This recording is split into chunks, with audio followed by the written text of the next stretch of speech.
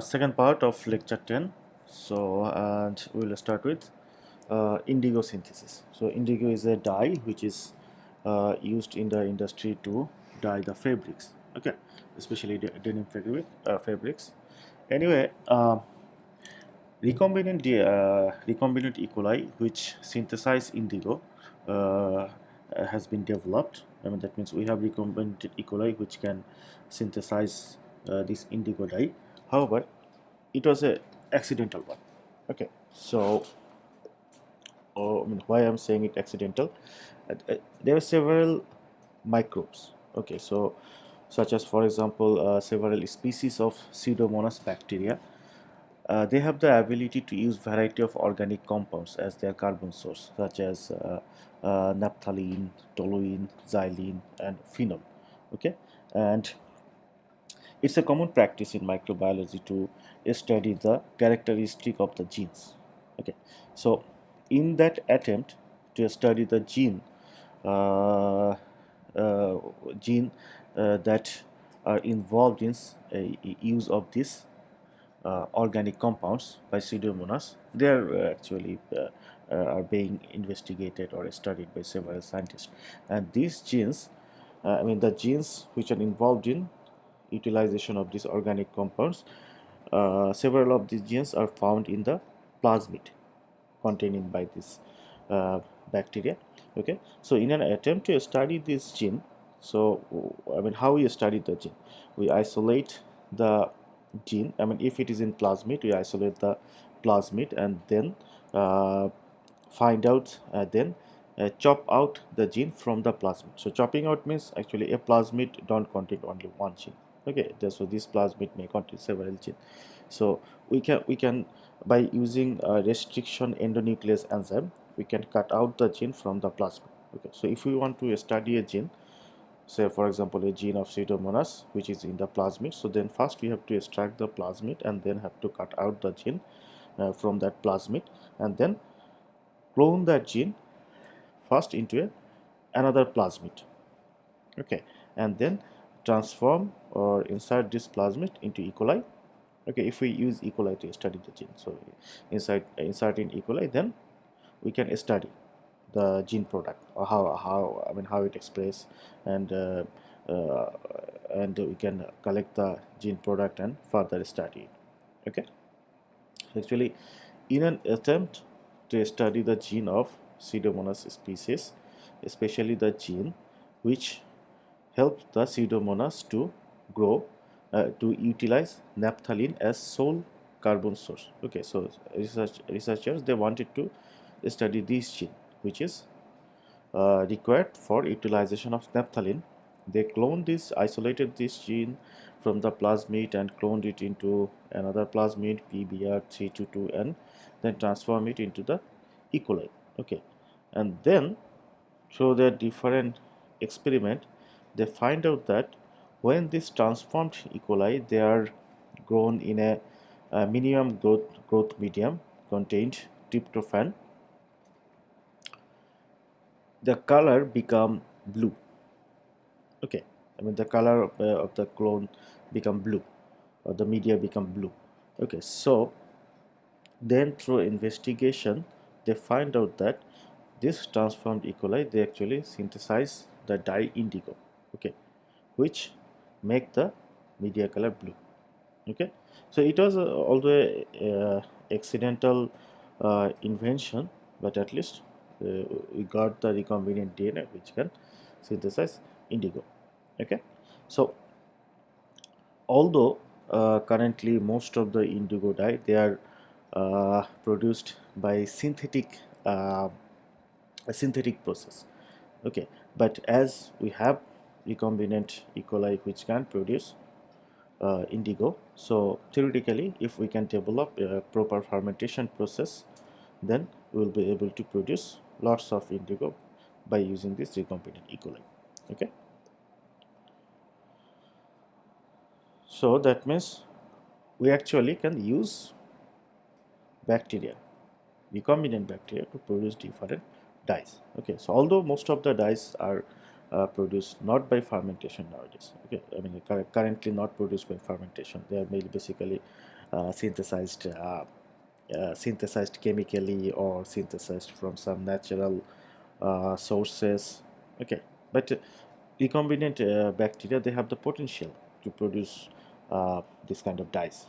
Okay, anyway, so now then we are done with indigo. Then synthesis of amino acids. Okay, so amino acids are very important commercial products. Okay, so like for example, estimated more than 2.5 million tons of amino acids are produced every year, which worth more than 10 billion. It's a big global market, right? 10 billion is a big amount. 10 billion US dollar is a big amount.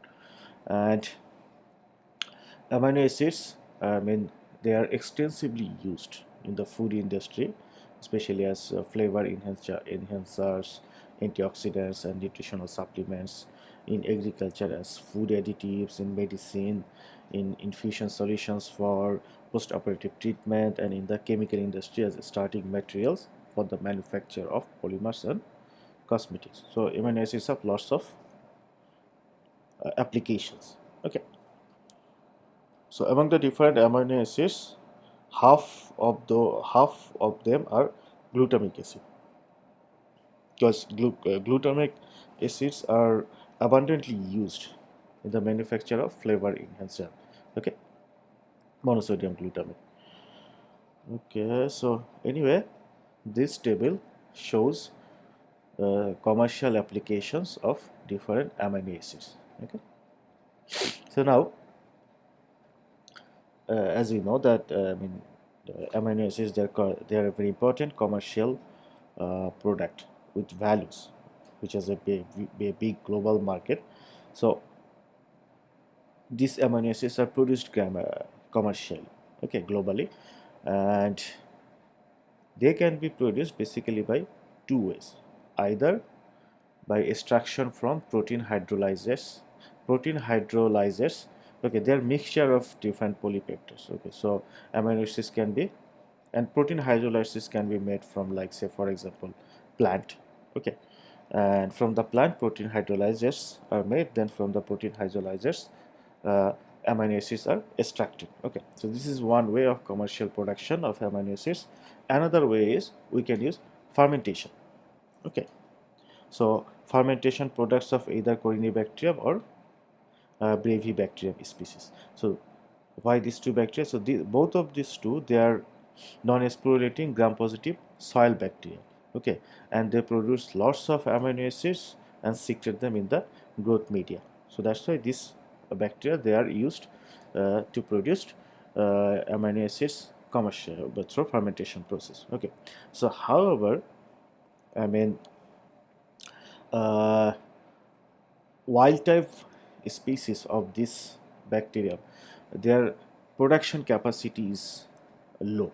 Okay, so they produce these amino acids slowly and also not that much. So that's why uh, mm, I mean, this bacteria, I mean, a genetically modified bacteria are developed. Okay, but however, traditionally the genetically modified uh, bacteria, I mean of these bacteria, they are basically developed by mutagenesis. Okay, so there are different processes of mutagenesis. Say for example, UV. Okay, UV can cause mutations in the microbes. So UV can be used as a, like you can say, like a traditional mutagenesis.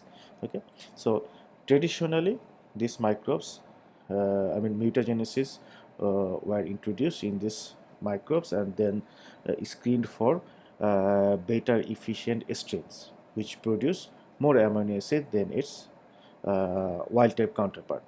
Okay, so however, still the efficiency of these mutated microbes are still low. Okay, so theoretically, if we can by using recombinant DNA technology, Okay, we can make recombinant bacteria. Say what kind of recombinant bacteria?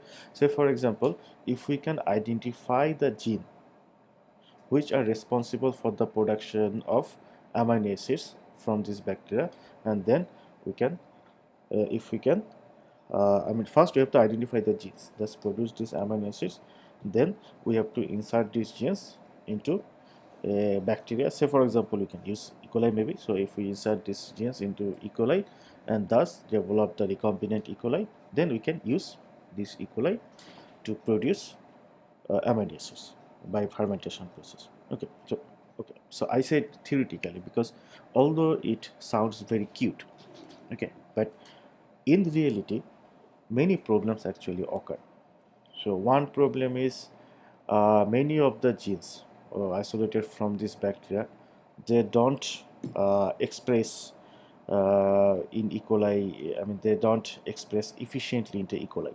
So if the gene, I mean, even if we can identify the gene and isolate the gene and then insert into the E. coli, if the E. coli don't express the gene, then the gene product will not be produced. Okay, so this is one problem. Another problem is, so synthesis of this amino acids is not done by one enzyme. Okay, so basically, so synthesis of certain amino acids, for the synthesis of certain amino acids, different enzymes are involved. Okay, these are uh, work of different enzymes. Okay, so that's why it's difficult to actually identify all the genes which are required for the synthesis of this of the which are, I mean, all those genes which are required for the synthesis of certain amino acids. Okay, so if we can identify all those genes, then we can use the recombinant technology. But as different genes are involved for the production of one amino acid, so identifying all those genes is difficult itself. Okay, so that's why, I mean, it's actually difficult to use E. coli or E. coli as a I mean, it is difficult to use E. coli to develop recombinant strain to produce I mean, recombinant strains which will synthesize the amino acid. Okay, well, there can be one solution. I mean, as many genes of those bacteria, I mean, these bacteria, they are not efficiently expressed by the E. coli. So to avoid this or overcome this problem, one strategy can be, I mean, we can use this bacteria itself. So we can use mutant version of this bacteria and then clone the genes into those mutant version of this bacteria and use them to produce amino acid commercially through fermentation process. Okay, but still there is problem. One problem is, I mean, say we made a mutant bacteria like Corynebacteria or mutant uh, Brevibacterium which don't produce amino acid. Okay, don't produce the target amino acid. Okay, so if we introduce the genes which are involved in the production of our targeted amino acid into this bacteria through the usual transformation process. So usual transformation process are like electroporation, chemical transformation. So this usual transformation, I mean, if we transfer those genes into this bacteria by transformation or electroporation, the transformation don't occur efficiently, and the introduced gene or the introduced DNA of the gene don't express properly in this bacteria. Okay, so there are lots of problems we can see. So if we want to really use recombinant technology to produce all those different amino acids, lots of research and study is required. Okay, however, uh, one amino acid, tryptophan. Okay, tryptophan was successfully produced. I mean, a recombinant strain of C-glutamicum was able to develop, which produced tryptophan in enhanced amount. Okay, So scientists were able to develop that strain. So how they did that? Okay, so basically the synthesis of tryptophan was enhanced by introducing into wild type C glutamicum cells a second copy of the gene encoding anthranilate synthetase, okay, which is the rate limiting enzyme in the normal tryptophan biosynthetic pathway. Okay, so well, actually, different researchers or scientists globally, they are continuously studying this to find out a recombinant strain or a better strain which can produce enhanced amount of our target gene product. Okay, so in one of those attempts, scientists were able to find out this strategy that if the gene, okay, so I mean they find out this strategy that if the gene, which gene that encode this enzyme, if this gene is introduced into wild type C glutamicum bacteria, then these bacteria produce more tryptophan. Okay, so actually the wild type C glutamicum bacteria, they have the gene which encode this enzyme. Okay, but yet if an additional copy of gene is introduced into this wild type bacterium, then somehow the tryptophan production enhanced. Okay, so this recombinant strain, it can be used to produce tryptophan. Tryptophan is amino acid. Okay, so tryptophan by fermentation process. Okay. Okay. So anyway, this actually, okay. So this flowchart is the metabolic pathway by which tryptophan is synthesized. So we don't have to memorize these things. Okay, just for a record, it was included here. Okay, and if we see the efficiency of the recombinant C glutamicum bacteria, I mean how much tryptophan they produce, we can find that information in this tables.